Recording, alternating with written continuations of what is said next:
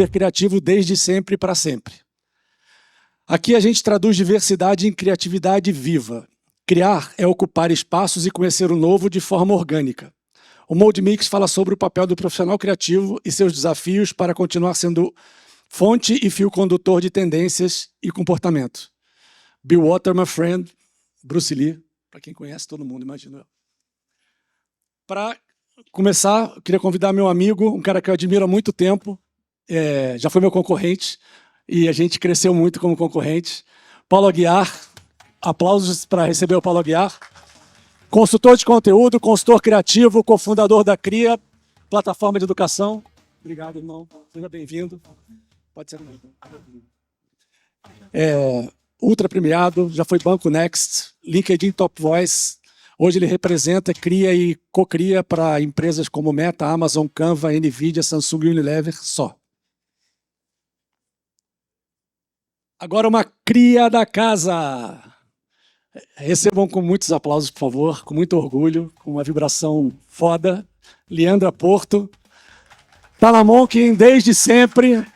Começou estagiária, hoje ela é líder criativa, sócia e líder criativa da Monkin, coordena o time responsável por projetos, marcas como Ambev, Natura, iFood, Nestlé, escritora, assim que eu a conheci. Ganhou corpo com o livro colaborativo Ecossistema de Inovação.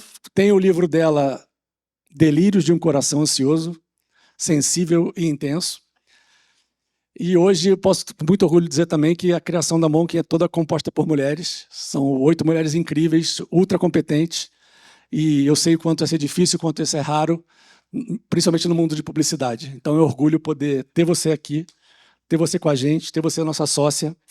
E eu gosto muito de você, você sabe, todo mundo te ama, tá? E mais uma convidada ultra especial. Palmas para a Amanda Graciano. Referência no crescimento estratégico de inovação. Amanda Graciano transforma desafios complexos em oportunidades. Conselheira do Pacto Global, já trabalhou com Cubo do Itaú, Stefani, TOTUS, Biominas, é colunista do Estadão, MIT Review Technology, Estadão e Startups.com.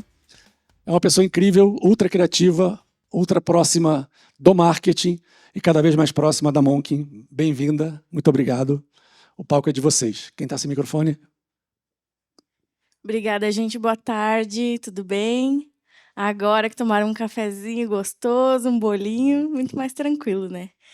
Eu estou muito animada de estar aqui porque eu estou com 2 gigantes. Então, Paulo aí, globalmente premiado, está à frente de várias marcas, criativo, com o público acompanhando. Amanda, a gente se conheceu no livro do Ecossistemas da Ambev, que a Ambev apoiou, que foi um projeto lindo que a gente fez com 21 autores, mas eu já ouvia falar de você direto. Cada pessoa que eu falava do ecossistema de inovação, alguém falava, a Amanda é muito foda. Então é um prazer estar aqui contigo. Sei que você é um dos maiores nomes da inovação do país. Então, e você e é isso, tem que vestir a coroa mesmo. Então, estou muito feliz e queria começar sabendo um pouquinho de como que vocês estão hoje, como que vocês se sentem nessa posição que vocês estão colocados. Eu sei que às vezes é difícil a gente se reconhecer como um profissional tão foda, mas como que vocês se sentem hoje falando com plateias, falando com as pessoas sobre criatividade e inovação? Amanda, conte um pouquinho do teu coração aí pra gente. Vou começar o trauma da letra A, né? Tô brincando. Gente, é um prazer estar aqui, junto com o time da Monkin, maravilhoso. Os meninos estão me contando desse evento, tem semanas, de uma empolgação, muito legal ver o evento, assim, sonho realizado, e ver vários amigos aqui também. Leandra maravilhosa, foi a responsável por uma das minhas publicações. Depois que eu escutei ela falar, sou escritora, eu falei, putz, eu também sou escritora, né? Já tenho livros publicados. Então, é um orgulho e é sempre bom estar aqui no Cubo Itaú, casa que eu tanto amo e respeito. Afinal de contas, trabalhei por aqui durante alguns anos, então eu amo ver o legado, enfim, Thaís contando aqui, eu falo, nossa, a gente trabalhou tanto lá atrás para poder ver essas coisas estruturadas hoje, então é sempre bom estar aqui falando com vocês. Como é falar no palco? Olha, eu descobri algumas coisas recentemente sobre mim, que minha mãe me contou a última vez que eu fui visitá-la. Eu sou mineira, Se meu sotaque não me condenou, a gente tem tempo, vocês vão ver. Eu sou economista de formação, mas a minha mãe conta que eu sempre fui de perguntar demais. E eu já recebi esse feedback do meu namorado já muitas vezes. Ele fala assim: olha, você não precisa responder as perguntas da Amanda, porque ela não está te fazendo uma pergunta inocente, ela está descobrindo coisas sobre você, tipo o Globo Repórter, sabe? Eu quero saber como que as pessoas fazem. Algo que, comigo, criando negócios, depois sócia de fundo de investimento e tantas coisas, são perguntas fundamentais. Tipo, coisa que a pessoa fala sim ou não, não me ajuda. Então, eu sou muito curiosa. Isso é um dos elementos principais assim da minha criatividade e da capacidade de juntar tanta coisa que não faz sentido nenhum sozinha. E eu não tenho pensamento linear. Penso que isso me ajuda bastante quando a gente vai olhar tanto para a modelagem de negócio, que é a minha área mãe, assim, de onde que eu venho, e também quando a gente vai começar a ajustar outras coisas, outros mercados, etc. Eu sou uma pessoa que começou a carreira em agência e muito cedo se conectou com o mundo da tecnologia e fui para o lado da tecnologia. Então, esse é um ponto. E sobre falar em público, eu já fiz muitas coisas. Eu fiz teatro, quando adolescente eu fui modelo, liderei hubs como esse daqui. Então, nós temos que falar para muitas pessoas ao mesmo tempo. Eu acho que isso foi treino. E eu já caí de palco. Já aconteceu tanta coisa que hoje eu acho que eu fico mais com friozinho na barriga sobre a conversa, o papo, como é que vai ser essa interação, do que se é um palco grande, pequeno. O lugar assim não me assusta muito mais, não. Mas sempre dá um friozinho na Sim. barriga o papo. Mas isso é muito legal. Eu acho que tem a ver com muita autoconfiança construída também. Algumas pessoas já chegam ao mundo com essa confiança, algumas constroem. Mas eu vejo que, para a gente que é mulher, é muito importante ver uma mulher tão segura assim, para a gente se espelhar mesmo. Então, obrigada. Que bom. Paulo, também queria que você comentasse um pouquinho como é que você está hoje. Eu acho que a gente esqueceu de fazer a nossa descrição. Descrição boa. Quer fazer? Perfeito. Eu sou uma mulher branca, de cabelo ruivo pintado com tinta. Eu tenho 1,57, porque eu minto, 1,55 é a verdade. E eu estou usando hoje uma camisa linda da Monkin, que o nosso time criativo fez. Muito obrigada aí, Nicole.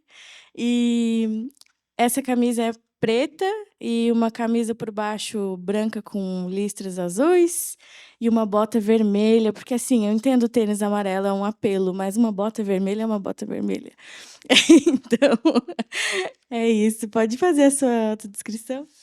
Bom, gente, eu sou o Paulo, um homem branco, usando um moletom com uma estampa de tubarão, uma calça cinza, boné e óculos preto. E Eu sou uma mulher negra, tô com o cabelo hoje amarrado, um black para cima, coroa. Você falou? Essa é a mesma. Tô com uma blusa amarela, que depois eu estava chegando aqui e falei, putz, fui inspirada, né? Olha, vim no mood do evento, uma calça jeans, tô de salto. Eu acho que é isso, não esqueci de nada, não. Um batomzão lindo E vermelho. um batom vermelho, o batom, a boca do problema. Minhas amigas falam, aí, você vai falar, subir no palco, batom vermelho. no Instagram eu sou paulo.ia, caso alguém não me siga. Imagino que muitas pessoas não, mas eu crio conteúdo sobre inteligência artificial. No último 1 ano e meio, eu publiquei mais de 150 estudos, experimentos e projetos com grandes marcas utilizando inteligência artificial na prática e tentando levar isso para as pessoas.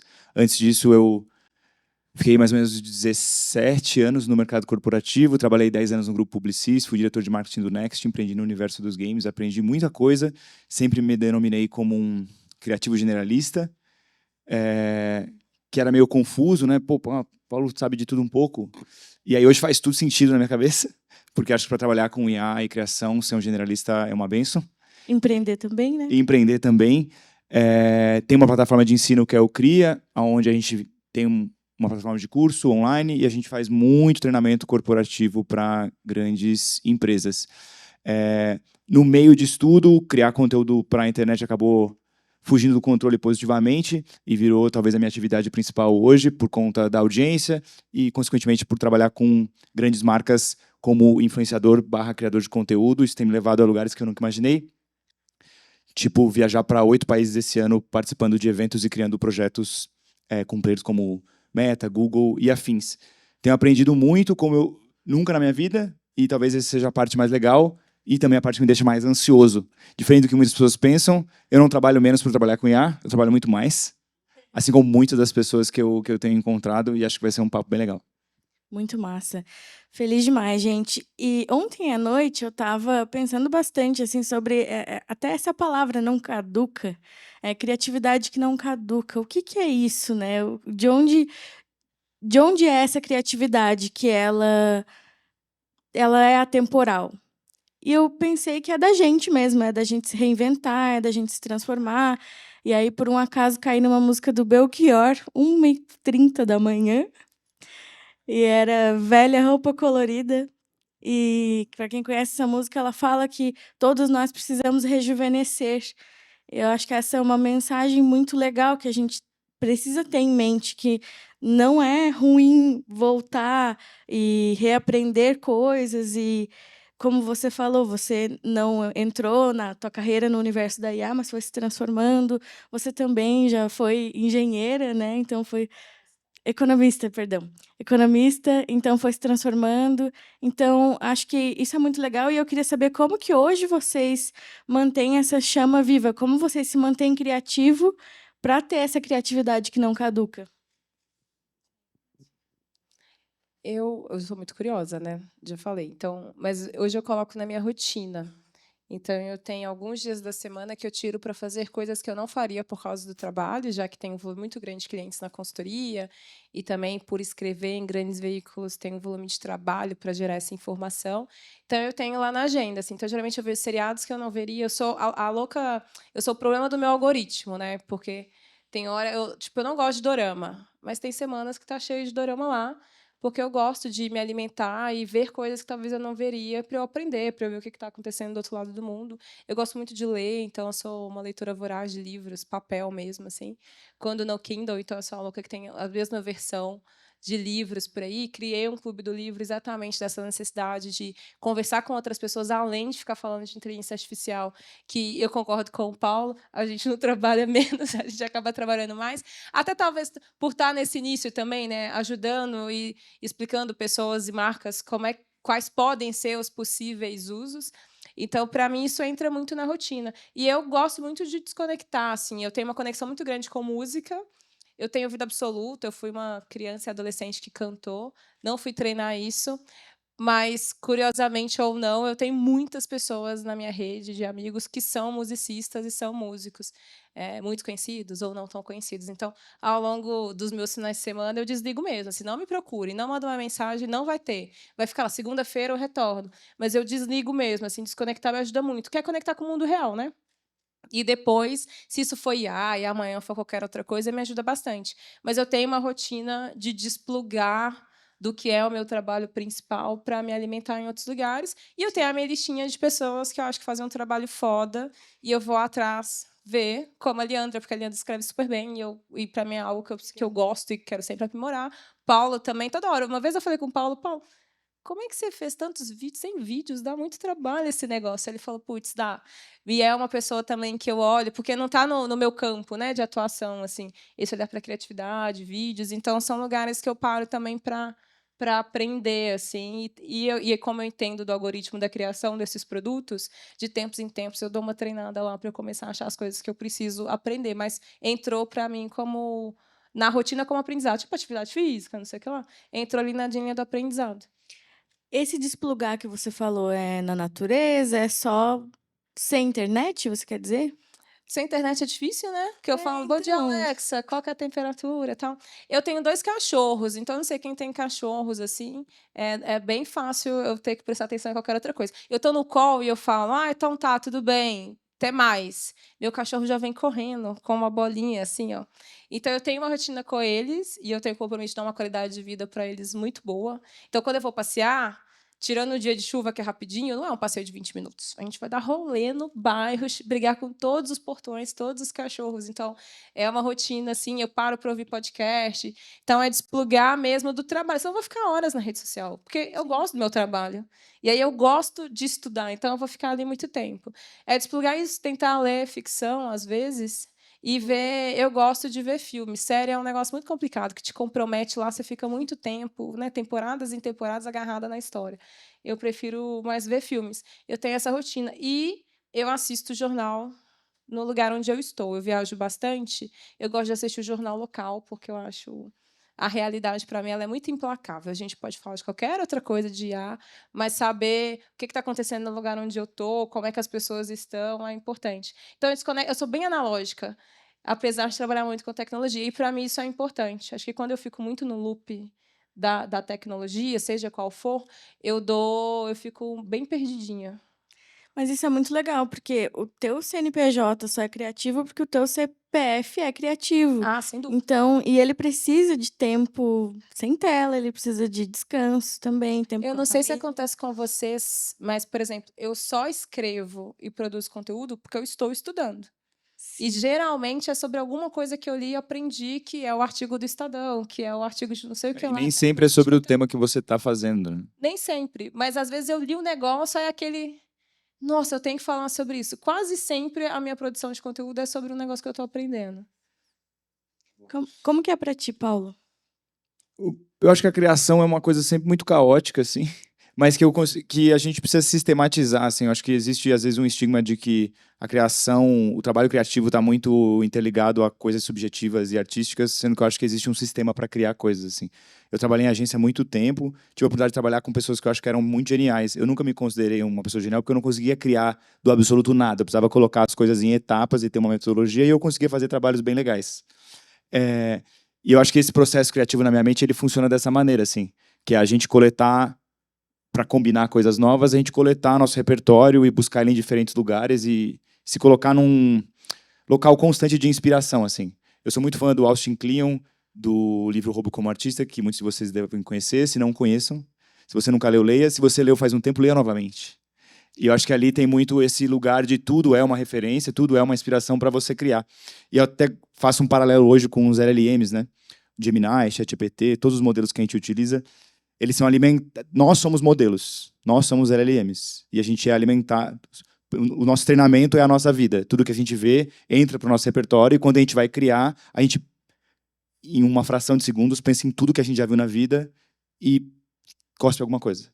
Então, como é que você está alimentando a sua LLM? Se é só das mesmas coisas, ele consequentemente vai fazer as mesmas coisas. E uma das coisas que eu tento fazer, a minha mídia principal hoje é produzir vídeos curtos para a internet. E eu tento não consumir tantos, porque senão eu fico retroalimentando. O algoritmo ama, né, que a gente copia as coisas o mais parecidas possíveis, mas E ele ama padrões também. ele ama padrões. E é óbvio que é importante, eu preciso saber o que outros criadores estão fazendo, mas eu gosto muito mais de beber de coisas que são distintas. Então, gosto muito de cinema, gosto muito de arte, gosto muito de design, entre outras coisas que eu olho aquele fragmento e falo, isso aqui pode ficar legal como uma ideia de um vídeo muito curto. E aí, naturalmente, a gente pode ir para lugares que são um pouco mais originais, mesmo se inspirando claramente em outras coisas. Mas quando você se inspira em algo que é completamente diferente do que você está fazendo, ou você tenta combinar essas duas coisas muito distintas, elas tendem a ser mais criativas, eu acho. E misturas malucas também, né? Dá pra... Por exemplo, eu quero fazer um vídeo falando de um pensamento meu. Ao invés de fazer isso, quem sabe eu vou atrás de um conceito filosófico. E aí eu faço uma mistura muito louca de um Reels com filosofia, com Sócrates, sei lá. Então, acho que isso é legal também, a gente sair um pouco da mesma coisa, assim, procurar referências só no mesmo lugar. E como você trouxe do Hobby como um artista, eu amo esse livro também. Tem gente que não interpretou bem, que pegou um hobby de um artista e ficou uma coisa meio cópia. Mas eu vejo que tem pessoas que conseguem, assim, com maestria, pegar referências e fazer um mix no liquidificador e trazer algo novo. E vocês acho que são também um exemplo disso.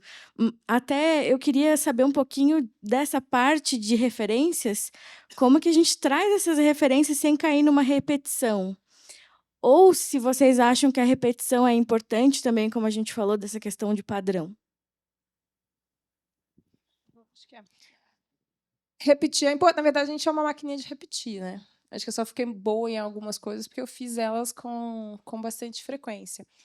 Mas voltando numa coisa que a gente estava falando lá no início do palco, de falar, etc., uma das coisas que, para mim, é muito importante, eu gosto de ver e ouvir pessoas que, para mim, são excelentes tecnicamente e pessoas que são muito boas oradoras. Não necessariamente essas duas coisas existem na mesma pessoa. Porque, enfim, né, as pessoas são pessoas, né? Se a gente fosse perfeita, a gente não estava fazendo metade das coisas que a gente faz. Mas eu gosto muito de assistir a forma, o jeito que fala, porque as pessoas ficam, não é igual o vídeo, assim, não é só pelo vídeo, né? É por todas aquelas outras coisas que estão ali presentes. Então, para mim é muito importante perceber o que esses outros profissionais estão fazendo, os que enchem mais a sala, os que enchem menos a sala, não só pelo conteúdo, mas como é que elas vão apresentar uma coisa que é complexa. Vou falar tecnicamente de um LLM, de um FinOps para AI, umas coisas que eu acabo tendo que conversar tecnicamente com clientes, às vezes fazer palestras. Eu fiz recentemente só para CIO. Falei, putz, isso aqui tem que ser muito cabeludo, mas se eu falar um negócio muito complexo, eu estou querendo que eles acessem esse outro lado também. Então, eu aprendo muito com esses profissionais e vou testando e aplicando dentro do que eu preciso fazer para ver onde, putz, isso aqui fica muito bom. Então, hoje, dependendo do lugar, do cenário, do público, da audiência, eu sei muito bem o que vai funcionar ou não por essa repetição. Assim como material, produção de conteúdo também, eu presto bastante atenção. Tem uma lógica do algoritmo, e aí é uma loucura, né? Porque quando você não paga, você é o produto. Então, a gente fica ali retroalimentando a coisa e entendendo qual que é o momento de agora, da ferramenta A ou B, da plataforma A ou B, mas também entendendo qual que é o tipo de vídeo e de vídeos que está fazendo sentido, mas também que cabe dentro da minha rotina. Né, que eu preciso equilibrar 2 pratinhos. A de empreendedora, que tem uma consultoria que é boutique, mas que exige muito tempo e energia, e também a da produção de conteúdo, que é quase... Né, são 2 trabalhos. Né, acaba tendo 2 trabalhos que concorrem muito tempo em tempo mesmo. Mas eu olho bastante para a forma. Eu acredito muito que os comos, sabe? Eu sou a pessoa dos comos, assim. A gente pode fazer quase qualquer coisa, mas o como a gente faz interfere. E aí as pessoas que, para mim, são exemplos, eu fico prestando muita atenção assim, na forma com que elas estão fazendo. Que aí eu não vou copiar, eu vou fazer igual com aquela blusa, aquele boné, tal, etc. Mas as formas me chamam muita atenção, eu vou tentando equilibrar, entendendo o que encaixa para mim, meu público, e o que não encaixa também. Eu deixo de fazer muita coisa. Porque o fator X é você, né? Se você está ali se colocando na equação, você já não copia. Então, você se aprofunda naquilo e traz um pouco de você. E para ti, Paulo, como que você se sente sobre essa repetição? Assim, você sente que você se repete, você foge disso? Como que você busca referência? Eu acho que falando da parte de produção de conteúdo, a repetição ela é bem benéfica para as redes, no fim do dia, assim. Eu tento dividir parte do meu tempo em... Assim como eu acho que todo negócio, no fim, a criação de conteúdo é um negócio de pegar o que eu sei que funciona e ter uma parte do meu tempo para isso, e aí tem as minhas repetições ou repetições de formatos mais validados, e arriscar coisas completamente diferentes que nunca foram feitas para ver como as pessoas reagem, assim, e tentar aprender ao máximo com os feedbacks que as pessoas dão, assim. Às vezes, o algoritmo, que parece uma entidade, é as pessoas, né? É a forma como elas consomem. Óbvio que é extremamente enviesado para poder ter retenção, que é o grande jogo das redes, mas entender esses feedbacks é o que mais me ajuda. Isso aqui vale a pena fazer de novo, isso aqui vale a pena testar de novo, ou se eu acho que é muito bom e não foi bem, é porque eu errei de alguma maneira, então vamos tentar fazer um pouco diferente, assim. Então acho que é um pouco da mistura das duas coisas, sabe? E entender qual hype vale a pena surfar também, né? Alguns hypes não são... Algumas ondas não são tuas ondas. Aí não entender por que eu quero fazer isso também, assim. Acho que a criação de conteúdo tem muito esse lugar de... Às vezes a gente persegue muito o alcance, a audiência, e a pergunta é, para que você quer isso, assim, de verdade? Né? Não dá para sacar os views que eu recebo, infelizmente. Então, os conteúdos, para mim, eles precisam ter um propósito que ele está além dessa audiência, assim. Que eu preciso fazer isso aqui para aprender e para chegar em pessoas específicas para mostrar que eu sei fazer esse tipo de conteúdo. Então, eu também tento trazer alguns objetivos que estão além dessas métricas para poder medir o sucesso de outra maneira e não deixar o meu sucesso a refém das métricas da plataforma apenas, sabe? Sim. A gente está falando também de um viés que ele é bem seguro e consciente e sou criativo e aí. Mas eu também queria entrar um pouquinho num outro lado, que eu sei que muita gente, talvez até aqui que trabalha com criatividade, passe, que é, e se eu não for mais criativo? Fodeu? E se amanhã eu não tiver mais ideias? E aí? Então, eu queria saber de vocês, assim, como que vocês lidam com o medo de errar e com essas vulnerabilidades, assim, que vocês se sentirem confortáveis de falar. Eu posso falar um pouquinho por mim, vários momentos a síndrome de impostora dá um alô, e acho que o melhor jeito é a gente dizer para ela ficar atrás das cortinas e fica lá um pouquinho, senta lá, que eu vou fazer minhas coisas aqui. Mas eu acho que para a gente conseguir ter uma boa autoconfiança, claro que o trabalho ajuda, mas também uma rede de apoio ajuda muito. Ter pessoas que torcem por você, pessoas que te apoiam no dia a dia. E aí, queria entender de vocês também como que é essa questão de errar, de vulnerabilidades. A coisa que eu mais aprendi hoje, criando conteúdo, assim, é entender o quão efêmero as coisas são, assim, e o quanto a maioria das pessoas do mundo não tá nem aí. Se o que você tá fazendo vai flopar ou não, e que você tem sempre outra oportunidade, assim. Então, eu sempre trabalhei num mundo corporativo onde a gente ficava meses trabalhando em algo para ter esse momento de lançamento, e eu entendo que é assim que o mundo funciona, e eu acho que isso é super importante, mas a partir do momento que você está produzindo numa outra velocidade, como eu produzo hoje, você entende que as coisas são mais cíclicas, que elas andam mais rápido do que você imagina, e que se algo deu errado, você tem outra chance para fazer novamente. Por mais óbvio que pareça, assim, as pessoas se importam menos quando você falha do que a gente imagina, assim. Acho que a gente se importa muito mais do que as pessoas, assim.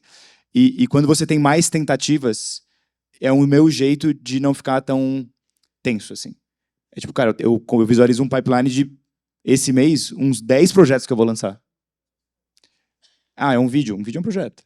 Ah, mas é uma coisa maior, é uma palestra.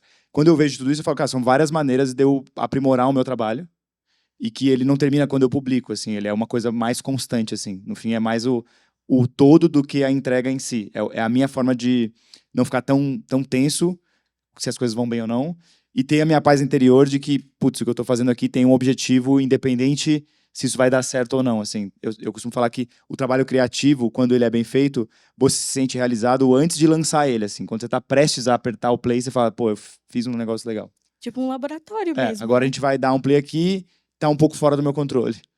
Mas essa etapa até aqui, eu fiquei satisfeito, eu aprendi, e aí eu sinto que a criatividade ela vai se retroalimentando, assim, meio que quanto mais você faz, mais você cria. Acho que esse medo de ficar menos criativo, ele acontece quando você faz menos, que é meio, novamente levando para a parte de criar conteúdo, quanto menos conteúdo você cria, mais difícil fica de criar.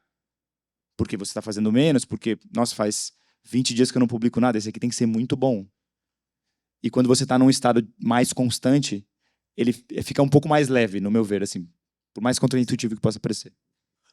E você cria muita coisa que você gosta, né? E eu vejo que muitos criativos acabam ficando nesse lugar, até de melancolia, enfim, porque criam muita coisa que não gostam.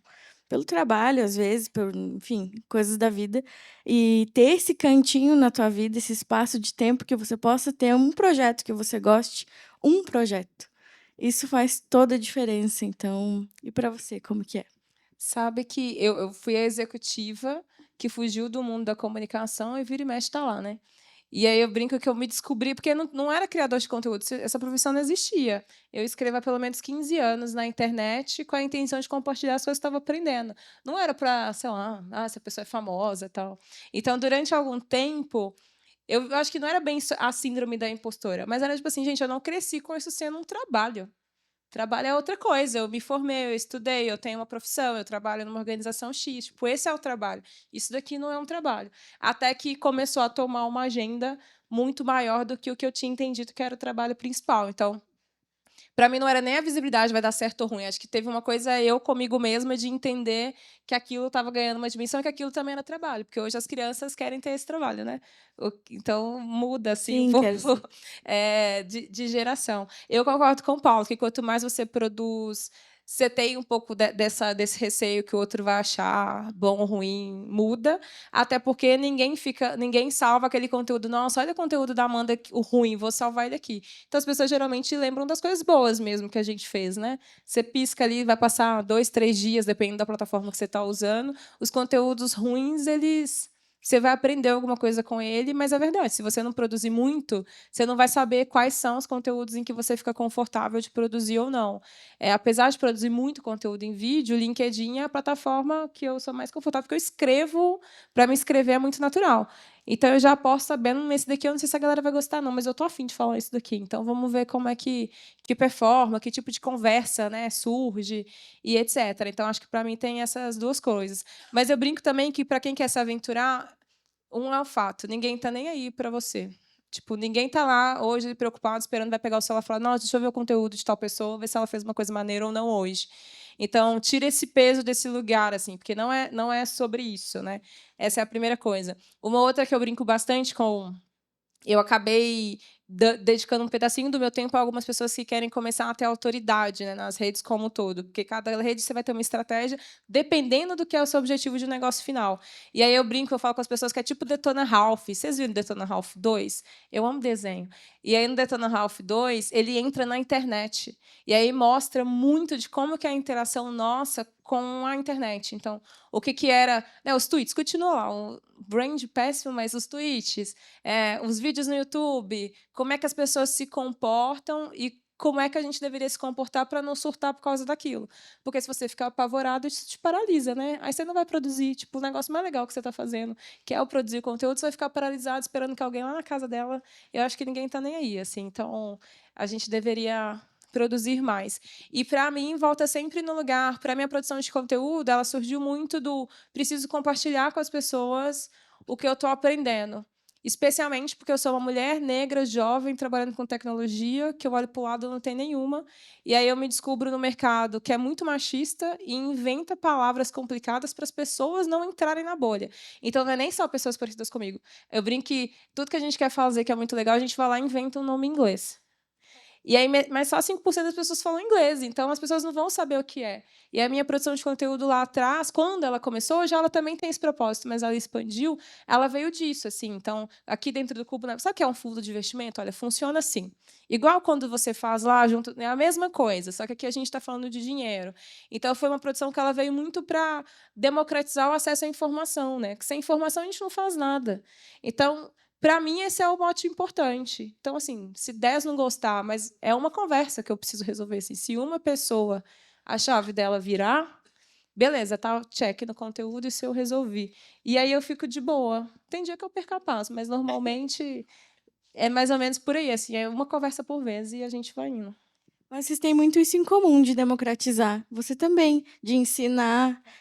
O que você já recebeu assim de feedback das pessoas? Você consegue ter contato com as pessoas que te acessam? Como é que é? Muito. No Insta, o meu Insta eu falo que ele é melhor que o meu WhatsApp. Assim. Eu respondo mais as pessoas lá. Pela forma como a rede é estruturada, eu consigo pegar as mensagens ali de um jeito mais simples. Assim. Eu acho que essa função de querer ensinar é a coisa que eu mais gosto de fazer, porque eu acho que a gente precisa das teclas SAPs da vida, assim. E no fim, eu acho que é o que conecta mais as pessoas. E porque eu acho que a gente tem um papel de tentar fazer a internet ser um lugar mais legal, assim. E o meu jeito de tentar fazer isso é ensinar e mostrar o que eu estou aprendendo para as pessoas.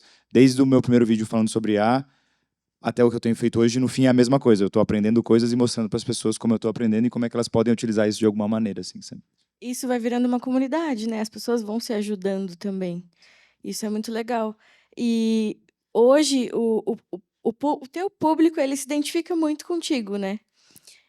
Você também tem pessoas assim que te abordam, comentam, que se identificaram com você, com a tua história. Como é que é isso, assim?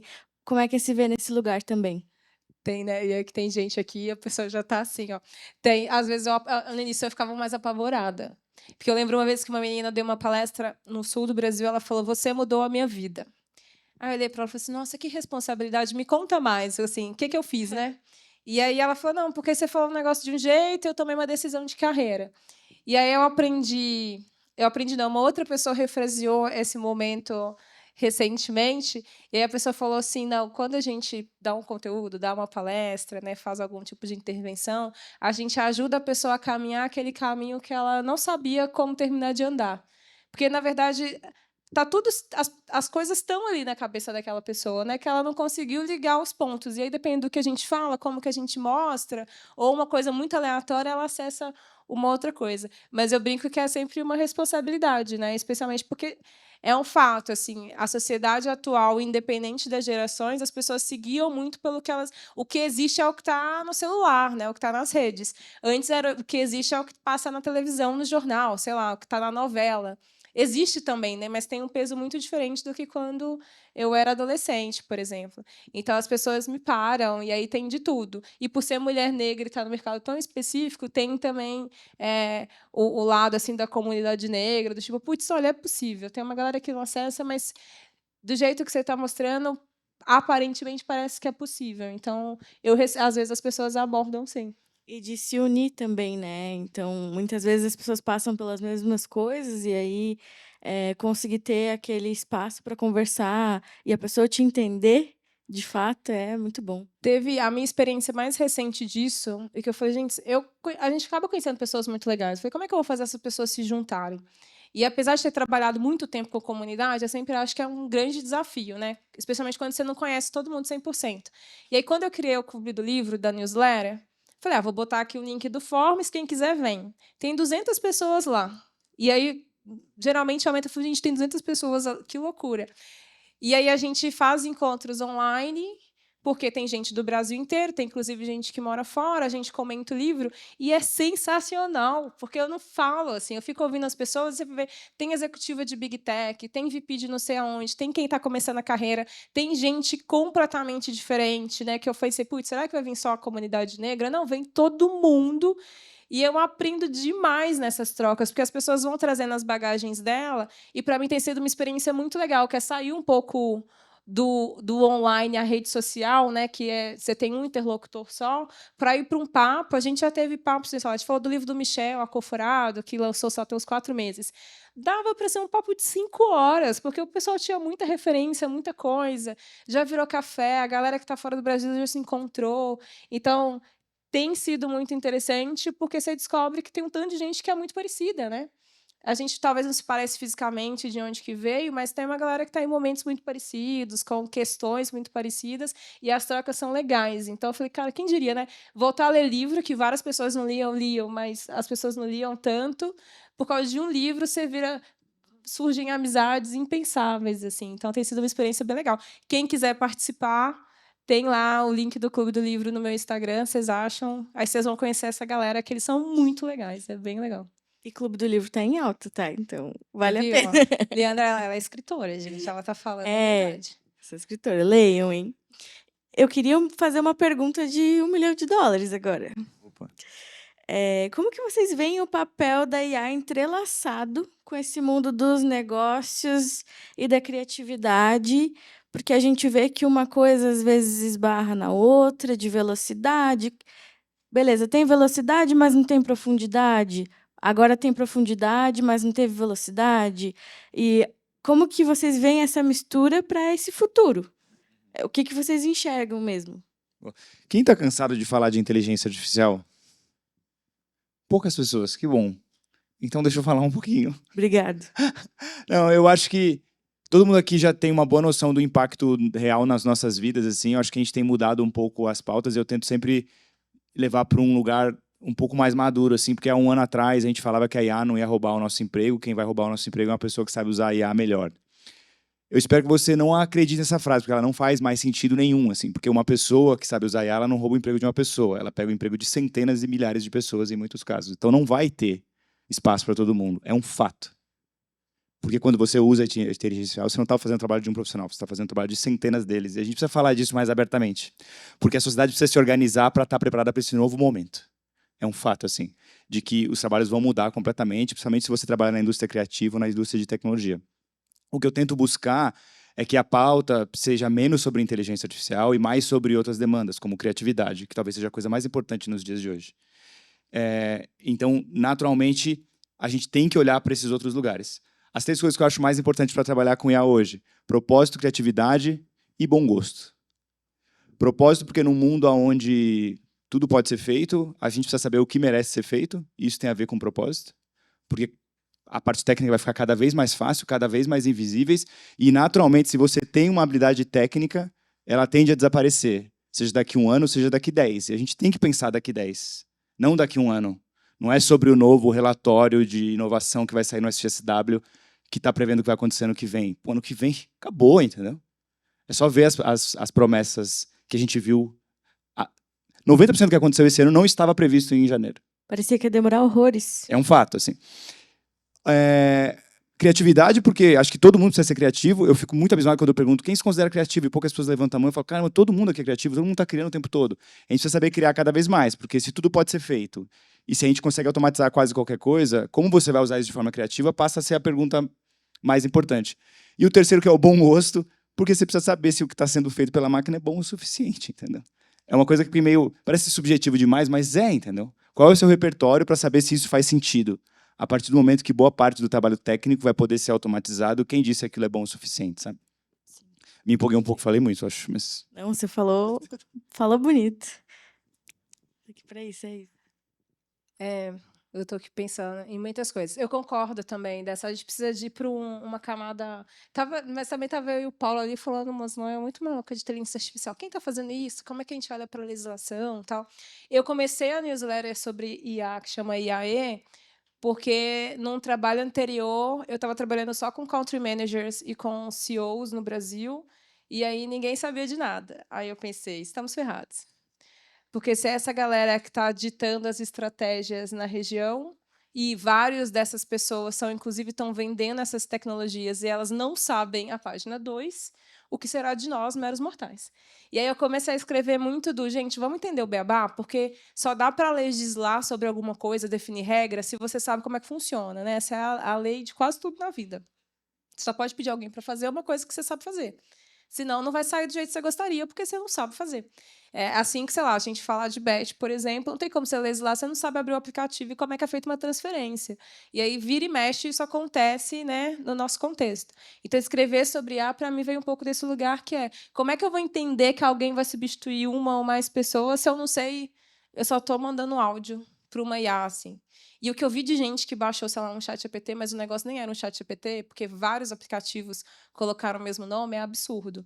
Então, tem um potencial incrível. Para mim, sem dúvida nenhuma, é uma daquelas coisas, é um dos momentos que a gente está vendo uma transformação, vai falar, putz, era muito diferente antes de ter esse tipo de ferramenta e tecnologia no dia a dia.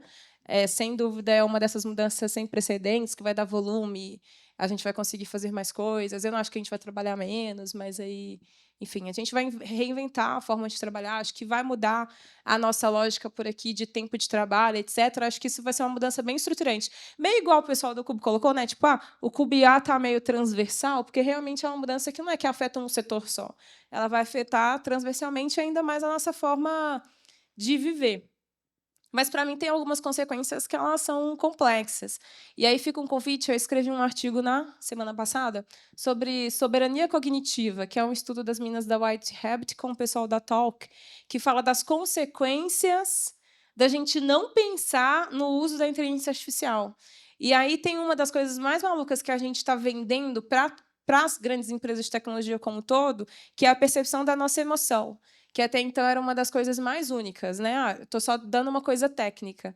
Mas na hora que essas ferramentas sabem que, dependendo do vídeo, da coisa, da cor, você vai ficar mais feliz ou triste, isso é um tipo de controle que ele é difícil da gente quebrar no longo prazo. E aí esses são alguns dos cuidados que a gente tem que ter, assim. E esse estudo ele é muito legal e não é meio, e aí o que eu brinco é muito assim, já que a gente sabe que vai acontecer, a gente não precisa ficar ansioso, né? É melhor a gente se organizar para que não aconteça. Porque não dá para a gente gritar. Um Covid da vida foi previsto por uma inteligência artificial em 2018. Assim, meio que a gente sabia, a gente só não achou que era possível e ficamos aí X anos. Então, sabendo que essas consequências podem acontecer, como é que a gente se organiza, sabe? É uma rotina mais offline, é se organizar para fazer outras coisas, é tirar o celular das crianças, porque até tantos anos nem o cérebro está formado, essa criança precisa aprender sobre as emoções dela para depois usar aquilo. Enfim, acho que a gente está nesse momento em que, por não entender muito bem a ferramenta, a gente pode criar algumas consequências que podem ser muito graves. Para mim, é nesse lugar de cuidado. Mas, eu uso inteligência artificial o dia inteiro, acho que é maneiraço, mas né, como quase tudo na vida, a gente tem que ter um pouco de organização e cuidar de quem não entende nada, não tem controle. Eu acho importante porque essa geração depois vem aí e todos os problemas delas vão ser culpa nossa, que não soube cuidar nem protegê-las antes. Exato. Muito obrigada, Amanda. Muito obrigada, Paulo. Valeu demais. Eu só Foi queria muito bom. encerrar com uma. Para os artistas que estão aqui presentes e para as almas de artistas que estão aí dentro, por trás de uma persona corporativa, eu queria terminar só com um breve, bem rapidinho, um poema da Rupi Kaur. Sua arte não é a quantidade de pessoas que gostam do seu trabalho. Sua arte é o que o seu coração acha do seu trabalho, o que a sua alma acha do seu trabalho. É a honestidade que você tem consigo.